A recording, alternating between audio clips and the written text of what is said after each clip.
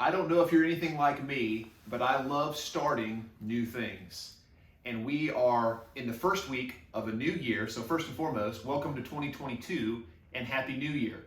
Ian Maddox, Hitchcock Maddox Financial Partners, and this is our Financial Planning Simplified video series, and I want to talk about new things. Many times at the beginning of a year, we go through this process called New Year's resolutions. The beginning of something new, an opportunity to start fresh. What are some of the cliche or typical subjects that folks set goals around or resolve to change? A lot of times, things about health, right? We want to exercise more, we want to lose weight, eat more fruits and vegetables.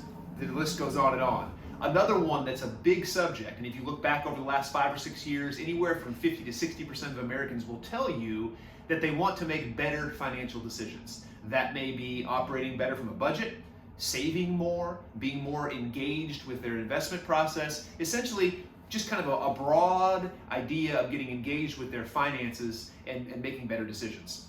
Here's the problem with resolutions, and we're all guilty of it probably at some point or another, is that they're hard to stick to, right?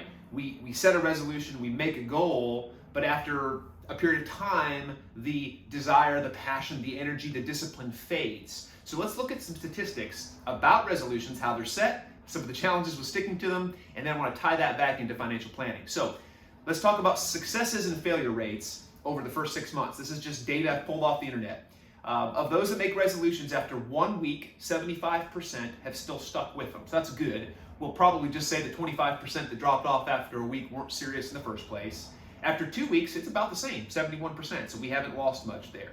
Even after a month, those that have made true resolutions, 64% are still having success. Psychologists will tell you that it takes, 30 days to make a habit, and so you can see that trend continue here. After 6 months, almost half, 46% of people who make resolutions are still sticking with them. Now, here's a very, very important point, comparison point.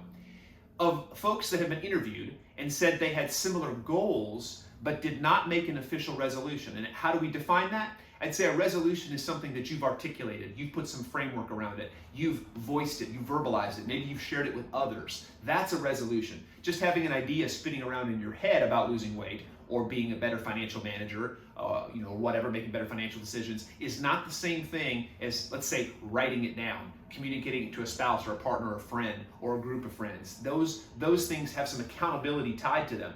So of folks that just have an idea about a goal, only 4% are actually successful after 4 months. So you see a big difference there, all right? Now, let's talk about some of the reasons for failure. In a 2014 study, 35% of participants said that the reason they failed is because their goals were unrealistic, all right? So keep that in the back of your mind here for a minute.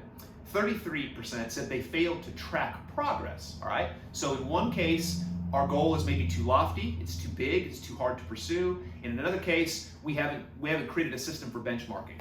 And then 23% forget about the resolutions. We're just gonna brush that statistic to the side. I don't know how you forget a resolution, but hey, apparently some people do.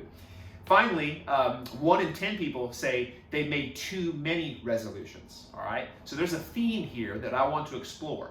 But let's tie this back in to the idea of financial planning. I'm going to be the first to admit to you, as a representative from a broad financial industry, all right, that folks that work as financial planners or advisors sometimes can have a tendency to make the process a little bit overcomplicated, all right? It can be intimidating. It can be a little bit of all or nothing. And that is hard, right? It's hard to look, let's say you're a client, you walk into an office like mine, there's some intimidation that, well, this person knows what they're doing and I don't, and I know I probably haven't made the best decisions along the way. Is this guy or this girl gonna beat me up for the bad decisions I've made in the past? And then they're gonna give me this incredibly complicated plan that I have to follow. I'm telling you, this industry is guilty of that. It happens regularly. One of the things that we have tried to do at HMFP, one of the reasons our tagline is Financial Planning Simplified, is that we have seen that. We're living it. We're in the trenches with our clients, and we recognize that things have to be realistic. Let's go back to those reasons for failure, right? Goals have to be realistic. There can't be too many of them. We have to break this down into building blocks, and we stack them over time. And we have to have the client come along with us and see the progress as we go. So whether you're doing this on your own, and I'm going to just use the financial realm because that's what we do here at HMFP. Let's just talk about that particular subject. It's obviously important to 50 or 60% of you watching this video. Whether you're doing this on your own or you're partnering with an advisor, you're bringing someone in as a consultant, as a guide to carry you through that process, you need to break it down into the small pieces, and then you need to look back and see how those pieces, how they've stacked together over time. And if you bite off more than you can chew over a 12-month span or a 24-month span, it proportionally increases the probability that you will not be successful. And that is the idea, from my perspective, of Financial Planning Simplified. So take that to heart, that whatever you resolve to do, if it's in the financial realm, make it realistic, make it measurable, right? And don't make it too broad, not too many steps along the way. Take it in bite-sized pieces. Some progress is better than no progress 100% of the time. If we can ever be of help, reach out on the phone, email, website, Ian Maddox, HMFP. Until next time.